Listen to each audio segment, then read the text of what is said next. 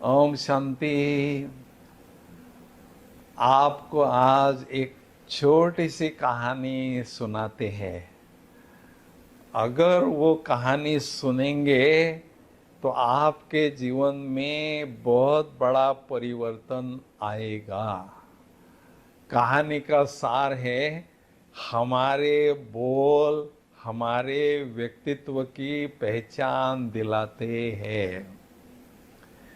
एक दिन एक राजा अपने सूबेदार और सिपाही के साथ अपने अपने घोड़े पर बैठकर जंगल में शिकार करने के लिए चले गए। राजा के घोड़े की पहचान थी, उनके घोड़े के पैर में घुंघरू बंधे हुए थे। तो जंगल में जाकर उन्होंने अपने घोड़े पेड़ को रस्सी से बांध दिए और बाद में वो शिकार करने के लिए जंगल में चले गए। और जैसे शिकार करके वो वापस आए तो राजा का घोड़ा रस्सी तोड़कर जंगल में कहीं चला गया था। राजा को चिंता हुई कि मैं महल में वापस कैसे जाऊंगा। तो राजा ने सिपाही को कहा कि भाई जाओ जंगल में और मेरा घोड़ा ढूंढ के लाओ। तो सिपाही एक रास्ते से जा रहा था।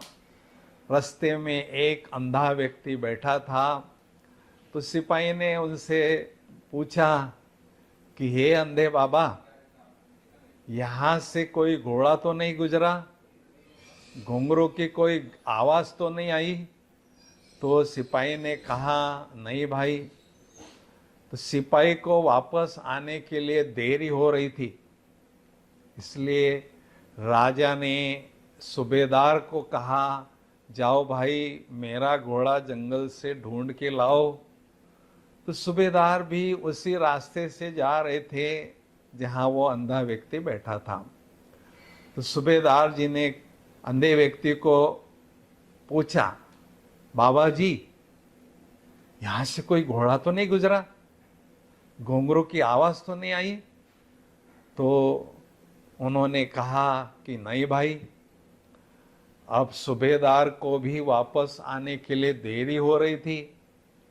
तो राजा स्वयं अपने घोड़े को ढूंढने के लिए जंगल में निकल पड़े और उसी रास्ते से जा रहे थे जहां वो व्यक्ति अंधा व्यक्ति बैठा था।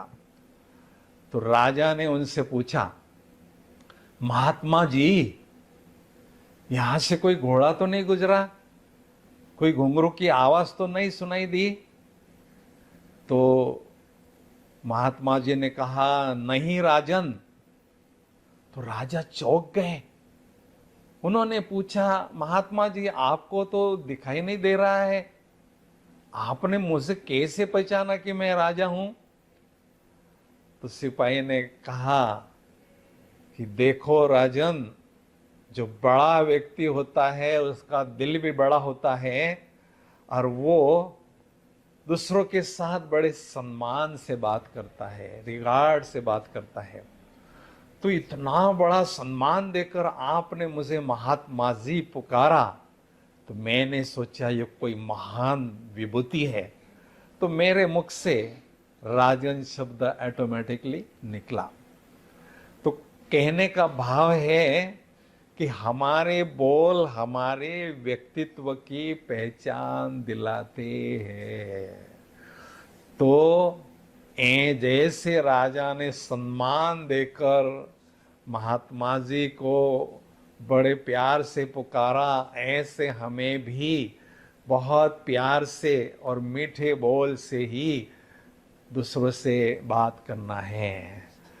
तो क्योंकि हमारे बोल हमारा व्यक्तित्व की पहचान दिलाते हैं, तो बोल बहुत मीठे होते हैं तो दूसरों के साथ मित्रता होती है, और बोल में थोड़ी कड़वाहट होती है तो दूसरों के साथ शत्रुता भी हो सकती है। इसलिए हमें अपने बोल पर बहुत ध्यान देना चाहिए। इसलिए कहते हैं पहले तोलो फिर बोलो। हमारे बोल रतन के समान मूल्यवान हो, हमारे बोल अमृत के समान मीठे हो, क्योंकि हमारे बोल से ही अपना व्यक्तित्व बनता है। जब हम इस दुनिया से चले जाते हैं तो लोग हमें अपने व्यक्तित्व से, अपने व्यवहार से, अपने चरित्र से याद करते हैं। इसलिए अगर हमारे बोल बहुत मीठे होंगे, शॉर्ट होंगे, स्वीट होंगे, सॉफ्ट होंगे, तो हमारा व्यक्तित्व भी ऐसा प्रभावशाली बनेगा और लोग भी हमें बहुत प्यार से याद करते रहेंगे। धन्यवाद। ओम शांति।